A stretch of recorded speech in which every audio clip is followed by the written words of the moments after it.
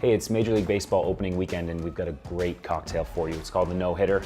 Comes by the glass or the pitcher. We're gonna use 1.5 ounces of this wild turkey, 1.5 ounces of the Mule mix, 1/2 ounce of Cocktail Artist lemon juice, and then I got a couple dashes of Angostura bitters, lots of cinnamon and clove to this. Get some ice in there. Just give this a quick shake. We really just wanna add some air. Use a tea strainer to get all those extra ice chips out of this. Any dry sparkling wine will work for this. A couple ounces right on top. We'll add some fresh ice. I'm just gonna garnish it with some fresh mint. Again, just kind of playing off the fresh ginger. There you go, that's the no-hitter. Be sure to check back at cocktail-artist.com. We're always coming up with new and exciting drinks for the home bartender, and we've got every holiday covered, so we'll see you back here soon. Enjoy the drinks.